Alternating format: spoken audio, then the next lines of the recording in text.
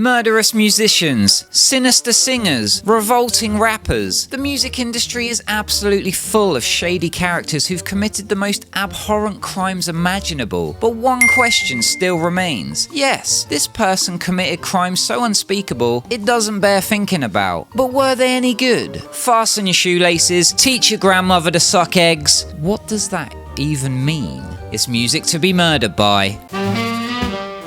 She said, this beat is to die for. I said, you're damn right, sugar. It's music to be murdered by.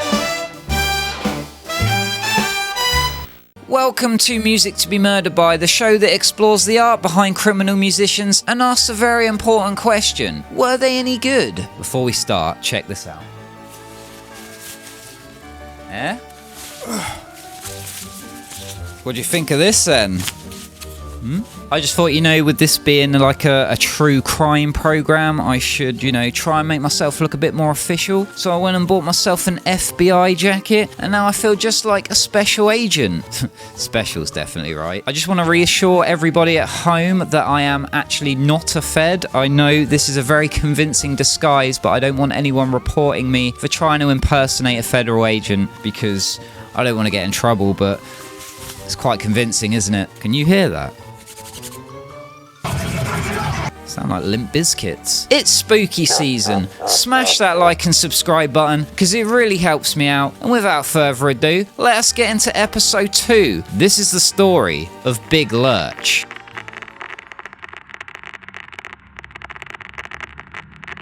Big Lurch, born Antron Singleton, was literally larger than life. At 6'7", with a voice that could shake the room, this guy was making waves in the West Coast rap scene in the late 90s and early 2000s. The early thousands was like the golden age of mainstream hip-hop in my opinion. You just had so many good albums. You had the Marshall Mathers LP, 2001, Get Rich or Die Trying, Oops, I Did It Again. His music was raw, his delivery was powerful, and he was on the verge of something big.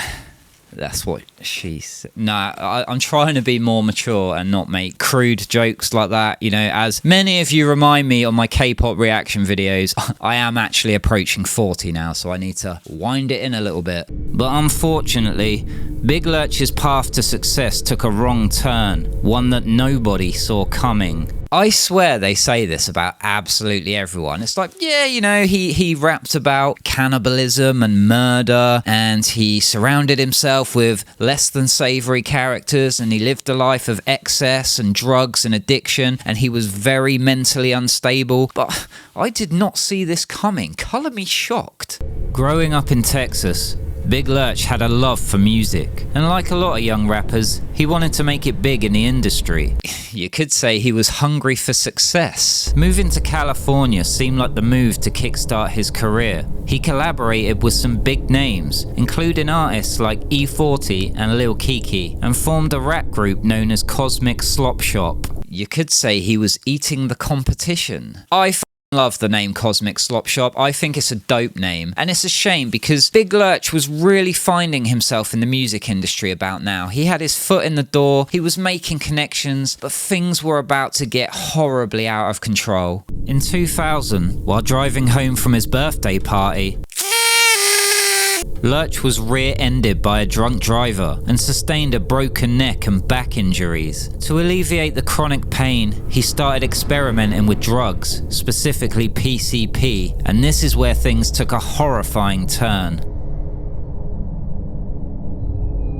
Now, PCP, or phenylcyclohexylpiperidine, did I get that right first time? That's impressive, that. Is a hard street drug that is abused for feelings of euphoria. It can make you feel invincible, but unfortunately it also has side effects like mania and psychosis and cannibalism, apparently, which are not really things you want to put on your Tinder bio. But all you need to know really is PCP is a mind-bending drug, and Big Lurch smoked it regularly. One night, under the influence of PCP, Lurch committed a crime so shocking that it made headlines everywhere. He decided to eat his roommate. There it is. Now the jokes about eating the competition and being hungry for success make sense, don't they? Give him the Oscar right now, ladies and gentlemen, for funny. But this doesn't really explain why Big Lurch decided one day to eat his roommate. It's not like he woke up in the morning, sort of walked into the living room and thought, "Oh, do you know what? You look delicious. I'm going to eat you." He didn't look at his roommate and think, "Oh, you're looking like a little snack." It was drugs. PCP to be specific. And what unfolded next is the stuff of literal nightmares. Tynisha Ysais was just 21 years old at the time and shared an apartment in Los Angeles with her boyfriend Forrest and Big Lurch.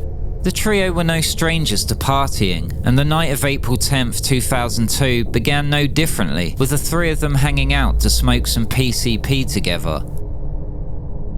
You know, the guys who I thought was my friends, you know, they start passing the PCP around. You know, we started smoking the PCP, and they just kept feeding it to me. The next thing I remember, I woke up in jail with a murder. I love the way he's trying to absolve himself of responsibility here by being like, "Your Honor, I was at this crack den, and they just kept feeding me this PCP. They just kept giving it to me and feeding it to me, and it was so delicious, and I couldn't stop. You have to understand, it's not my fault." According to other eyewitnesses who were there, Big Lurch asked everybody to leave the house except for Tynisha. Once everybody had left, he did the unspeakable.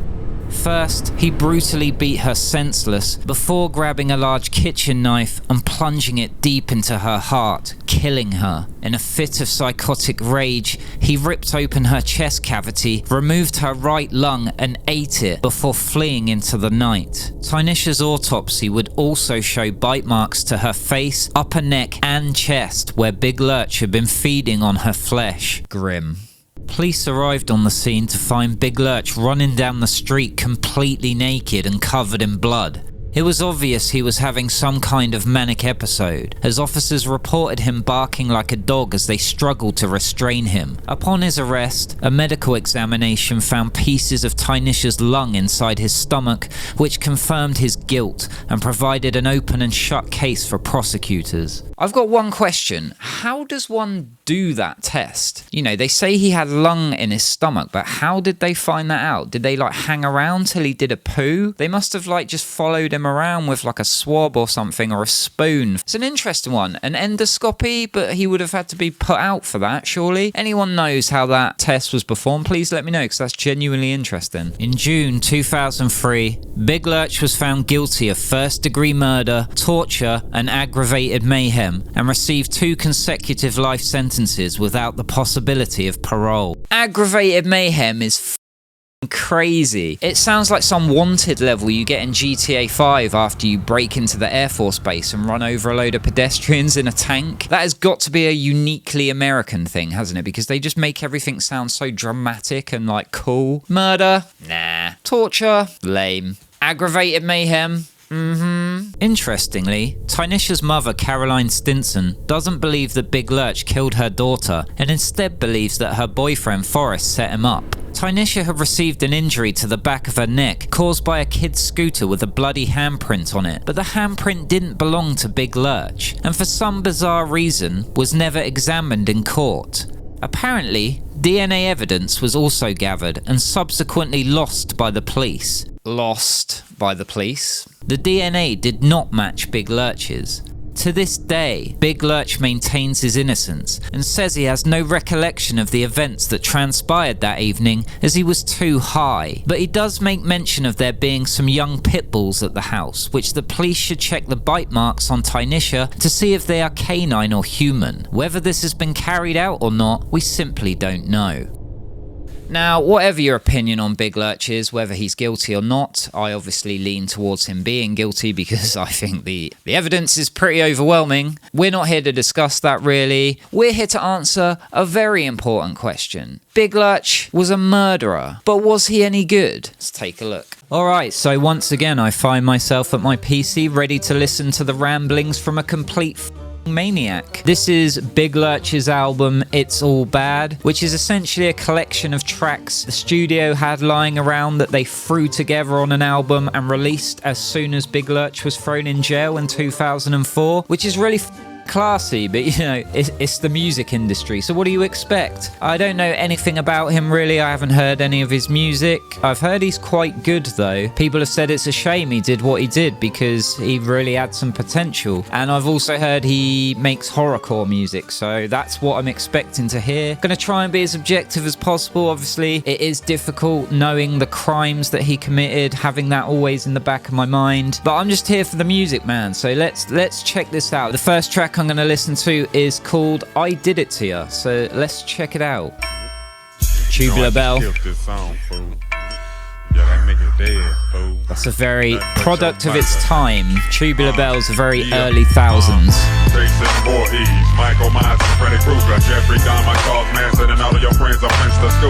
So there you go, straight away mentioning those horror movie icons, Jason Voorhees, Freddy Krueger, which is very on brand for horrorcore. It's definitely got a West Coast vibe, which makes sense. He was from California. It's around the turn of the millennium. It's got that West Coast sound. Yeah, let's keep going. Let's see what he's got to say.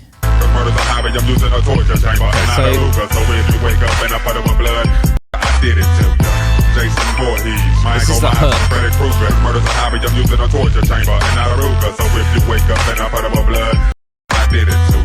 Right, so that hook is ass, but he's got really good double time flow actually. It's a lot more complex than I was expecting. He's doing the double time flow, so he's cramming 8 bars into a 4-bar section, and it's a lot faster than I thought it'd be and a lot more complex. Definitely an interesting flow. As a hook though, really kind of but let's keep going. Cause I'm like a hungry lion, I move in for the slaughter, killing for the simplest things, $20 bills and even quarters.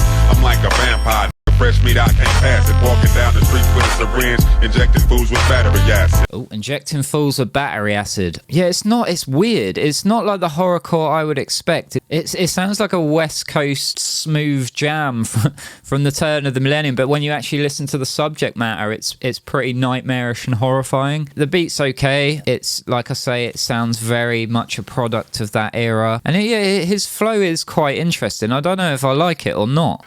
Leaving your mama singing the blues. I'm bad news. I watched you sink to the bottom of the ocean wearing cement shoes. When I was born, that's a bit of a bar, you know. Not gonna lie. That's didn't mind that.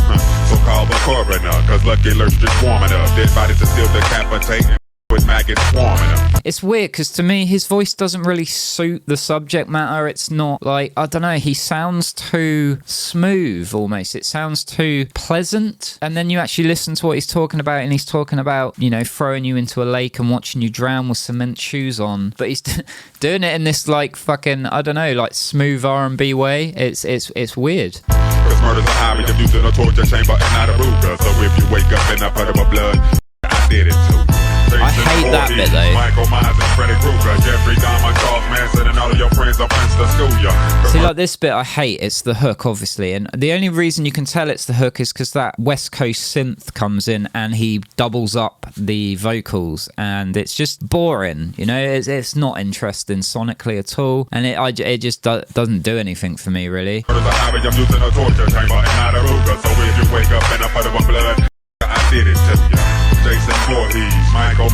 got that southern twang, hasn't he? You can tell he's from Texas.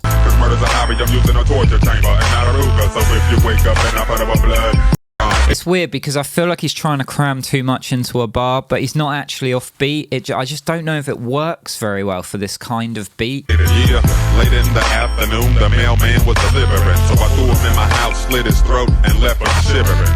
Because my social one day just kicking it with the homies and the neighbors got mad at us. See those he's got overdubs going on, like where he's doubled up the vocals, and they're kind of too loud and a bit distracting. That is a product of its time, because there's a lot of even great hip hop albums, they did that and they don't do it anymore, but they did it back then, and it's quite annoying and it's quite distracting. Yeah, it's not at all what I expected really. I don't know if I like it or not really. I don't know, it's too jarring, the juxtaposition between the like smooth West Coast sound, the iconic West Coast sound, and then the horrendously cartoonishly dark content, you know. They shouldn't have told me that the ATF was on raid just because we're in the backyard blowing up dynamite sticks and grenades. I call all the dominoes. Blowing up dynamite sticks and grenades in the backyard. Pizza man while watching a football game, and it made me mad after he didn't show up when 30 minutes came. So when the doorbell... Because it like you say, it reminds me of like early Eminem, you know, with the shock rap, horrorcore stuff. It's that cartoonish, silly, over-the-top violence. I don't mind that, you know. I make it myself sometimes, and it's something I enjoy because it's like really fun to twist words and murder people in creative ways, lyrically, of course, not for real. I am, you know, officer please. So I don't hate it, I just don't like the sound particularly. Bell rang, I them up like the mobsters. While my baby mama's still complaining that she got fingers up in her pasta. I went to the speaker shop to get... You say you've got fingers up in her pasta? So when the doorbell rang, I them up like the mobsters. While my baby mama's still complaining that she got fingers up in her pasta. He left the pizza delivery guy's fingers in her pasta. He's talented, you know, like with Psycho Sam in the episode before, there wasn't really anything there, you know, but I do think this guy is talented, and his flow isn't orthodox. It's very unorthodox, especially for the time period, I feel. The amp would turn off whenever it wasn't cold. He got in my truck to fix it. I turn up the beat and watch his ears explode. So call the coroner, cause Lucky Lurch just warming up. Anybody to still decapitate with maggots warming up. But yeah, again, it's exceptionally dark hearing this content matter, knowing what he would go on to do. I know this was obviously recorded before he committed the crime and then released afterwards. It's just really, really dark. Let's try a different track. We're gonna try Gimme Your Love. Yeah, we finna hit you upside your head with some of this 2000 new millennium. That's a really nice bass line. Okay, this is straight up R&B. Reminds me of like Nate Dogg or something. Mix is a little bit Right, how the f is he gonna do a horrorcore track on this? It can't be. This track can't be horrorcore, right? Pretty lady, don't push, don't shove, cause we compatible, baby girl, just give me love. And this is straight up R&B, and do you know what? He suits it really well. Like, he's not rapping about horror themed stuff and murder and the occult and things like that. He's rapping about love. It's a straight up R&B banger. And it suits him a lot better. I don't think that was him on the hook. If it was him on the hook, that's crazy because he's a really good singer. I don't think it was. Now this suits him really well. This is not horrorcore at all. Got angel in the skies up above, spread your wings and hover over me, cause I'm a thug. Kicking it up in the club, on the dance floor, keeping the game. I got a gun, but I ain't come to bang. I could picture this on the radio back then. Bit of double time thrown in there, a little bit of flexing with the flow. I ain't with that fatal addiction. My heart's hard to the core. Love don't live here Maybe it is him. So I guess my gangsta boogie bang on, pants sagging. Got my gators in my chain on, looking for the type of woman that I can put a claim on. See, the flow's decent, man. He's got some real nice switch ups in there.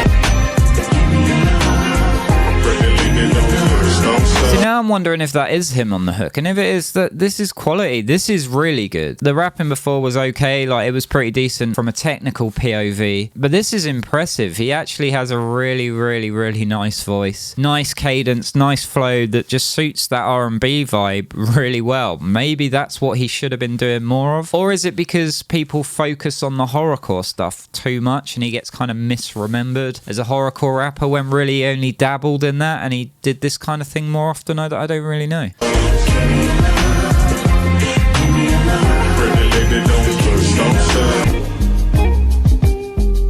Beat's quite nice too. VIP 2 a.m. in the club. Should I take you home where you could give me a love, give me a love? I think it is him. That's wild. Infatuated for bit and sexual love. Give me your love, give me your love, your love. Taking a trip man, to a place that you never been. Then finally found you a real homie, lover, friend. Definitely doesn't sound out of place for the time period. You know, it really, really is a very well put together track. Really well made. Really, really competent. He was, in my opinion, definitely a much better R&B artist than a hip hop artist. If that makes sense. As much as I feel like the double time, strange flow, almost staccato flow he was doing was good, or technically interesting at least. I don't know if I actually like it that much sonically. This I dig, man. This is a bit of a jam, as they say. All right, let's try one more track. Let's try America.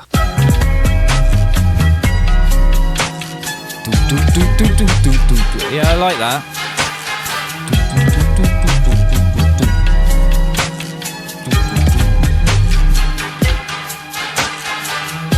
This beat's cool, man. I would have definitely rapped on this if I came across it in the early thousands, you know. Definitely would have stole it. I'm blowing the plans to conquer the black man until infinity, but still I can't find a way to reverse the emotions or a remedy. Again, it's that R&B style, man, and it works. To convince the panels that laws are bogus and biased, and that's my penalty. The mix isn't great. I feel like it could benefit spending some time with a sound engineer, getting some decent mastering and mixing going on. But it just works so much better. I was expecting some straight up horrorcore bars over a horrible selection of beats, but that hasn't transpired at all. I'm actually quite surprised here. It goes to show, though, you can tell this is a random selection of tracks that the studio had lying around and they just threw together to put out an album, because they don't fit, do they? That first track sticks out like a sore thumb. Sticks out like a sore thumb. It doesn't work with this R&B sound at all. It's a very sort of messy, directionless album, and that is because the songs have just been thrown together. You know, they just took everything they had lying around on the cutting room floor, threw it on a CD, and like, there you go, it's Big Lurch's album, it's all bad. Wait, remember the guy? You know the guy? He ate his friends, you know, come and buy his album. That's exactly what the label did. Will it be a statistic by the pain of po-po bus inflicted by the government flooding the ghetto with crack and putting us in business? It's weird to hear him rap about drug addiction, because we know what happened there. I keep forgetting what I'm listening to, you know. I need to remind myself I'm listening to a murderer, you know, who committed an absolutely horrific crime. But I kind of can't help but vibe, you know. It's decent. It's not like Psycho Sam's music, which was pretty dreadful. This is decent. I really like this beat. Enemies, I'm a barrier. Starting with the government.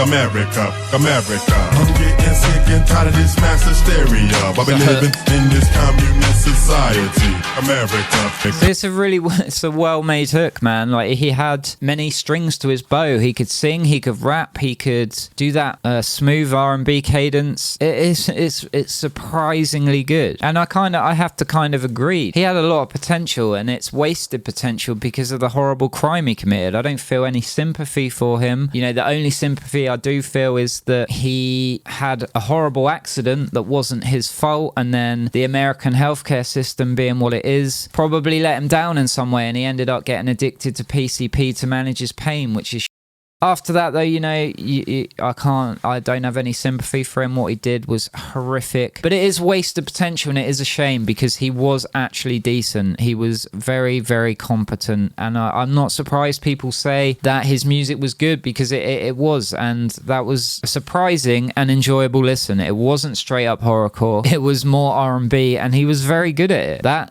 That's genuinely surprised me. So again, while making this video and doing my research and sitting here trying to bring light to an absolutely horrendous situation, I want to remind everybody again, I think it's very important that we always remember the victims of these stories, because they are very real people and they should never be forgotten.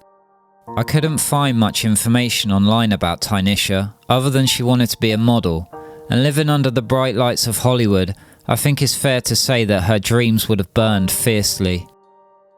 Who knows what she could have become had she been given the chance to blossom and her life not needlessly cut short.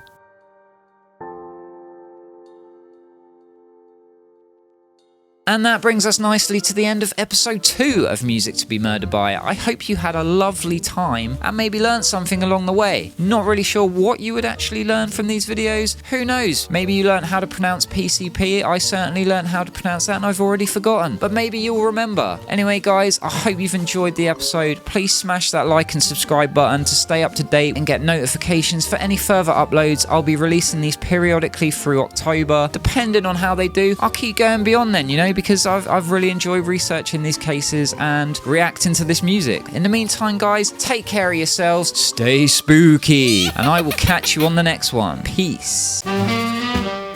She said, this beat is to die for. I said, you're damn right, sugar. It's music to be murdered by.